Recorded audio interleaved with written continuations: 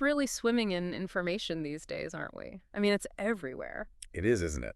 It's amazing Yeah, and overwhelming at the same time. totally. News, social media, conversations, and it's great to have so much available, but it does make you think. What happens when we get conflicting information? Different sources saying different things, especially about something we already have an opinion on. It's a great question, yeah. It's more than just being exposed to different views. It's about how we as people actually process those different bits of information and then decide what to believe, what to keep in our minds. Right. Because you see something online, then maybe a friend shares something similar on social media, and suddenly that idea feels much more believable, even if the original source wasn't the most reliable to begin with. So how do we work through that? That's exactly what we're diving into today.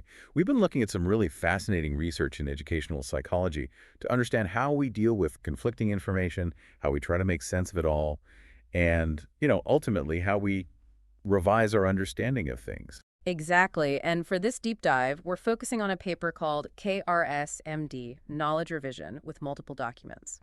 It's by Butterfuss and Kendu, published in 2021. What's great about this paper is it gives us a framework, a way of thinking about this core challenge of learning in this world where we have so much information. It really does. It helps us understand how we deal with inaccurate beliefs, what they call misconceptions, when we're reading multiple documents, articles, or reports that might be saying different things. It builds on some earlier research that looked at how we understand single documents and expands those ideas to the more realistic situation of dealing with multiple sources. So let's start by thinking about why looking at multiple documents is so different from, say, just reading one article or book. Why is it a different challenge? One of the key differences is the sheer volume of information and the different types of information we're exposed to every day. It's like drinking from a fire hose sometimes. It really is. And the paper talks about how the traditional gatekeepers of information, like editors and fact-checkers, while still important, they don't have the same kind of control, especially online. Right, so there's more freedom, but also more potential for things to slip through the cracks. Exactly. So we see a much wider range of perspectives, which is great, but also a wider range of information that might not be entirely accurate. And what's interesting is that research by Stulman and Valkersel, for instance, has shown that when we encounter conflicting information repeatedly across different sources, it can make it even harder to get rid of an existing misconception. It's almost like seeing the same wrong information multiple times makes it feel more valid somehow, even if those sources aren't that reliable. It's a bit like that, yeah. So the question that becomes, with this constant mix of information, some good, some not so good, how well do we understand how we can actually correct those misconceptions, how we can update what's in our heads? That's the million-dollar question. It feels really relevant, especially these days when there's so much information flying around. It is. And unfortunately, the answer isn't simple. Research in various fields like education, psychology, even communication sciences suggests that our understanding of how we revise those misconceptions is still, well, incomplete. Researchers like Chan, Cook, and others, they've made great strides in understanding parts of this puzzle. But the exact process of how we update our knowledge when we're faced with conflicting information, especially from multiple sources, that's still an active area of research. That's why it's crucial for us to learn more about how we can learn effectively when we're presented with these different, sometimes contradictory perspectives. And that's where this framework, KReC-MD, comes in, right? Exactly. Butterfuss and Kendi developed this knowledge revision components framework, multiple documents, KReC-MD, to try and grapple with these complexities. And what's important to note is that it isn't trying to be a theory about every single aspect of how we understand multiple documents. It's focused specifically on that knowledge revision piece, how that change, that shift in thinking from an incorrect belief towards a more accurate understanding, how that happens when we're learning from multiple documents. And what's interesting is it builds on a previous framework they developed for knowledge revision from single documents, which they called KReC. So to kind of lay the groundwork, before we go deep into KReC-MD, it would be helpful to understand how we make sense of information from a single document. Absolutely. That's a good starting point. One of the most well-known models for single document comprehension is the construction integration model, or CI model. Walter Kinch developed this back in 1988. And what does it say about how our brains handle reading? Well, the CI model suggests that when we read, we go through two main phases. First, there's the construction phase, where our brains activate a lot of information related to what we're reading. Some of that information is relevant, but some of it might be irrelevant or even wrong. So it's like a brainstorming session in our heads where all sorts of ideas get thrown into the mix. I like that. Yeah, mental brainstorming session. And then comes the integration phase. This is where the brain starts to sort through all that information, strengthening the connections between the things that make sense together and weakening the connections to the things that don't really fit. So what happens when there's conflicting information within that single article or book? How does the CI model explain that? So the CI model, with its emphasis on interconnected ideas, suggests that information that is weakly connected or doesn't really fit is less likely to remain active in our minds. It doesn't get that mental boost, that activation during the integration What phase. fades away because it doesn't fit with the overall picture? Right. But the CI model, it wasn't really designed to address those situations where the main point of a text is to present opposing views, or where the conflict is between what we already believe and what we're reading. Right, because the CI model focuses more on how we make sense of a single consistent message.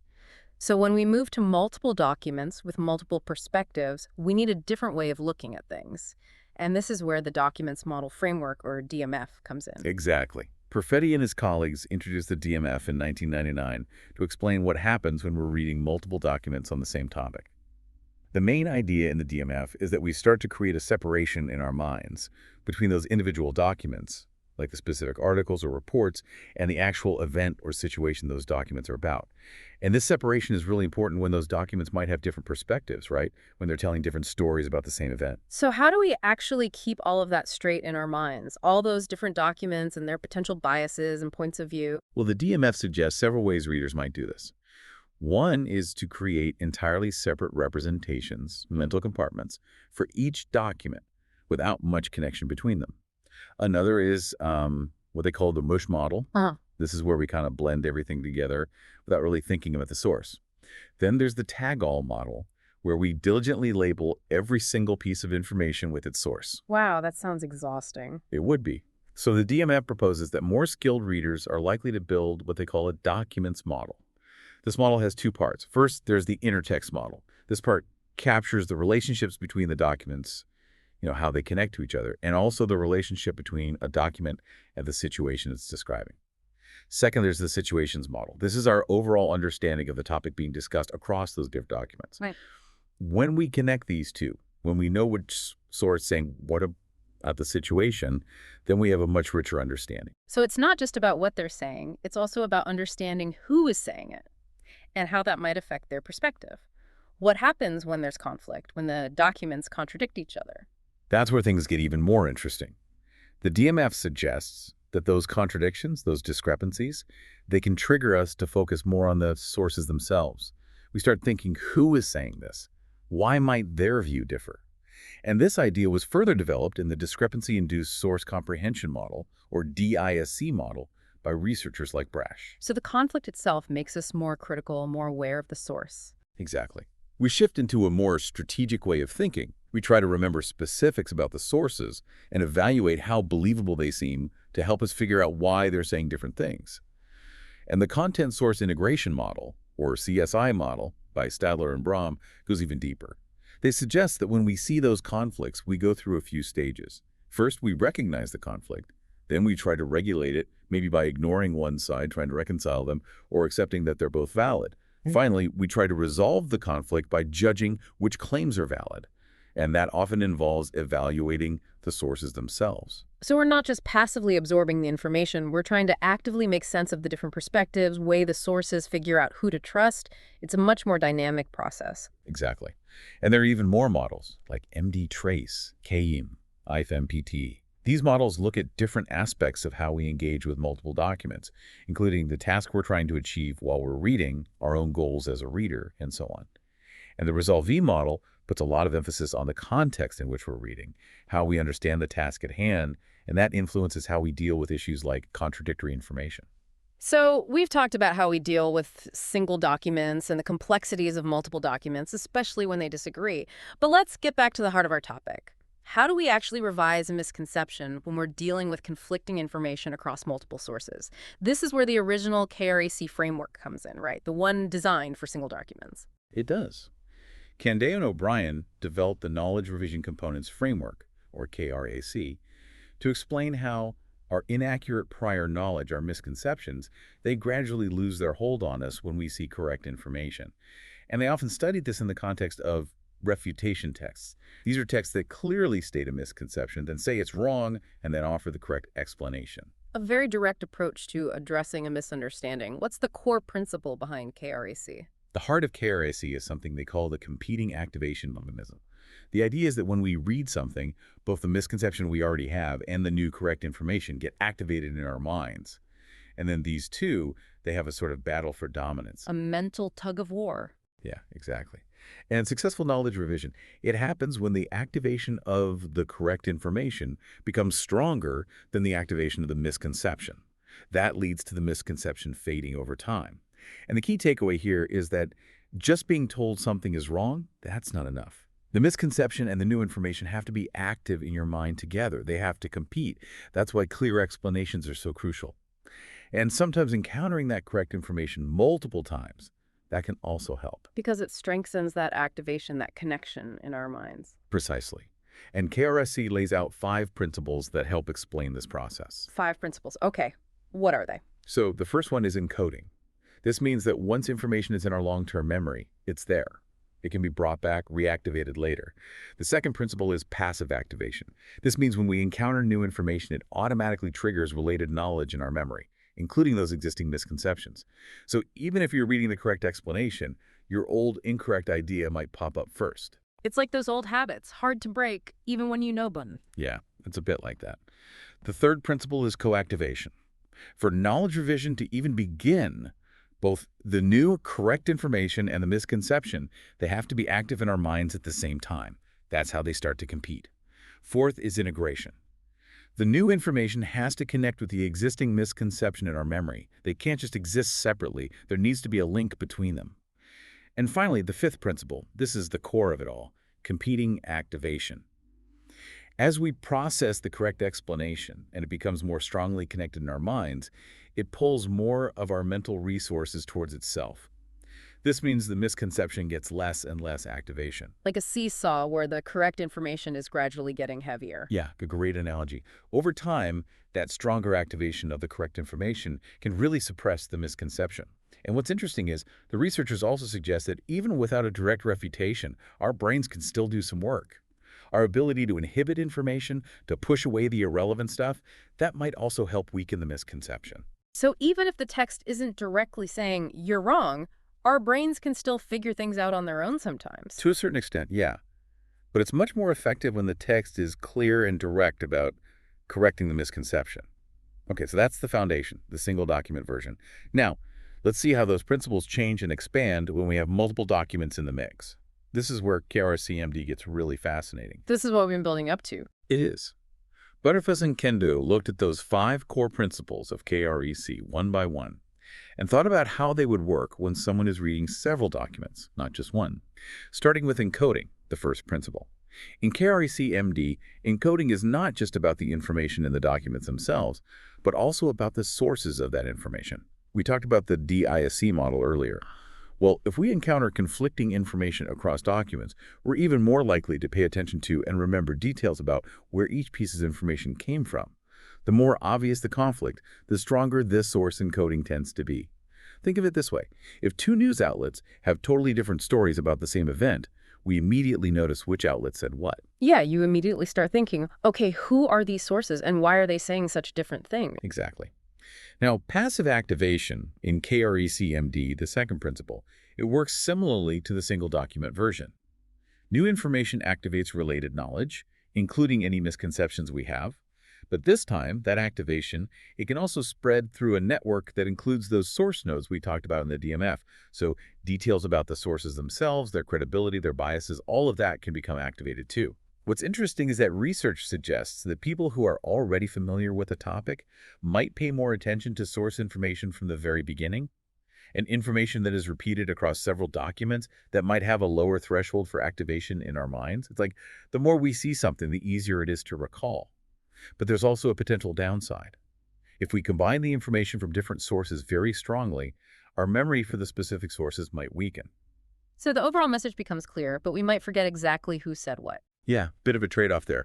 What about coactivation, the third principle? Well, the idea is the same. The misconception and the correct information have to be active in our minds together. But with multiple documents, you might have many conflicting ideas from different sources all activated at the same time. This is what sets the stage for the next step, integration across multiple sources. And how does integration work in KReC-MD? How is it different? This is where things get really interesting. In the single document KReC, integration is about connecting new information to a misconception within a single mental network. With KReC-MD, it's happening across multiple documents. The framework draws on ideas from the DMF. So that integrated network, that concludes that intertext model, our understanding of the documents and their sources and the situations model, our mental picture of the overall topic, including those misconceptions and the correct information we've seen. And for knowledge revision to really work when we're reading multiple texts, these two models, they have to be connected through what we call intertext links. These links help us see how different sources relate to each other and to the topic as a whole. The specific task we're doing while reading matters too. For example, if you're reading several articles to write an essay, just that act of trying to synthesize those different perspectives and make a clear argument can strengthen the integration of information across those sources. So actively using the information helps us make connections in our minds, more so than just passive reading. Okay, now let's talk about the final principle, competing activation. How does that change in this multi-document context? This is probably the most important adaptation in KReC-MD. In the single document version, it's straightforward. One correct explanation is battling one misconception. But with multiple documents, it gets more complicated. You might see several explanations across different texts that target related but slightly different aspects of a bigger misconception. Think of it like this. Someone might have several misconceptions about climate change. They might think it's all caused by volcanoes or that recycling is the only solution.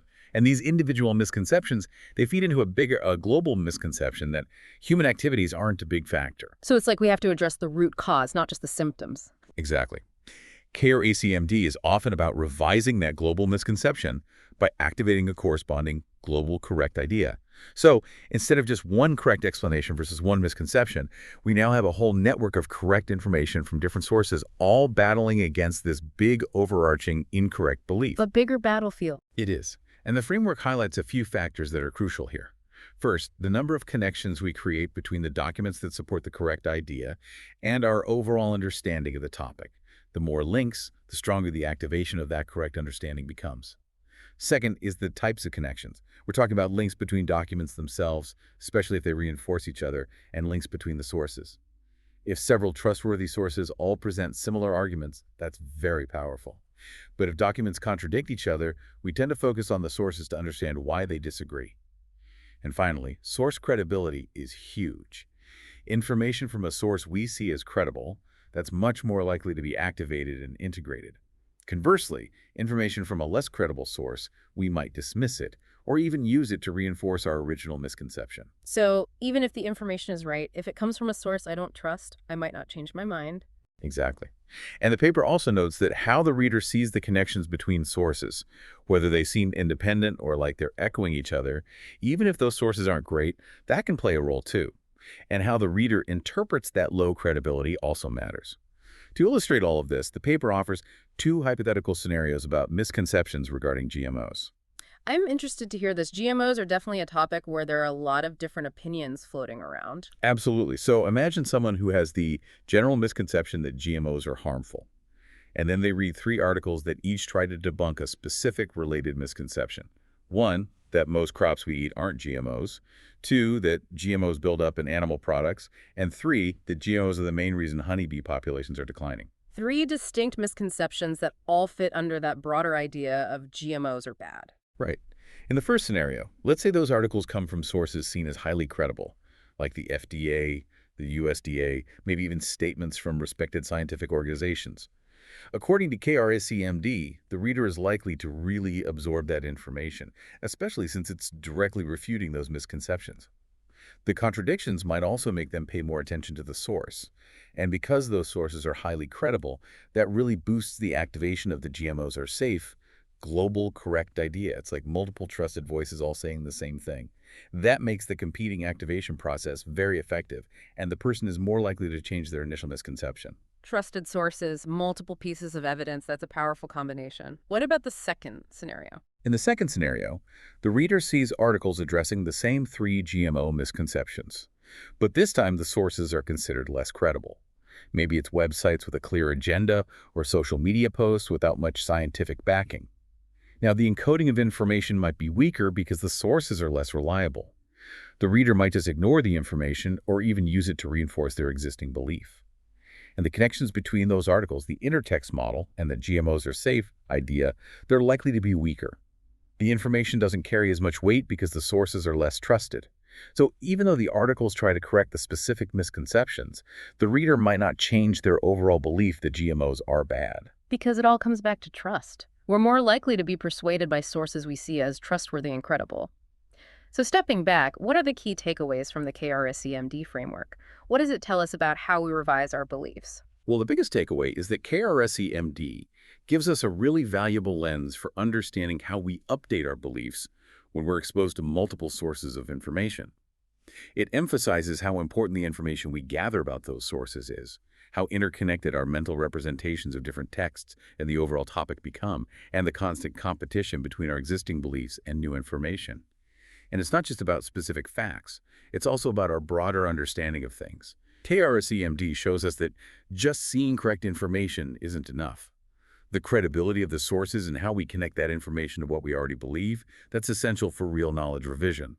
It's fascinating how much goes on under the hood in our minds when we're processing all of this. And as you said earlier, this is still an area with a lot more to discover. Absolutely. KReC-MD is a great start, but there's much more research to do. For example, looking at how different kinds of disagreements between documents affect the revision process, examining the influence of various source characteristics, going beyond just credibility, understanding how our own cognitive abilities, things like our background knowledge, our beliefs about knowledge itself, our ability to control our attention, all of those things, how they play a role. And also having a more nuanced understanding of how our prior knowledge, not just whether it's right or wrong, but how deep it is, how connected it is in our minds, how that affects the whole process. That's all really exciting territory for future research. So there's still so much to explore. Which brings us to a final thought for our listeners. In this world overflowing with information, with conflicting perspectives everywhere, understanding how our own minds navigate these challenges and ultimately update what we know is absolutely crucial. It's at the heart of making informed decisions and being what you might call intellectually adaptable. So, next time you encounter some new information, especially if it challenges something you believe, pause for a moment. Think about the source, the different perspectives, and how they might be shaping your understanding. It's a deep dive, for sure, but it's a dive worth taking, and it's becoming more important than ever. Thanks for joining us.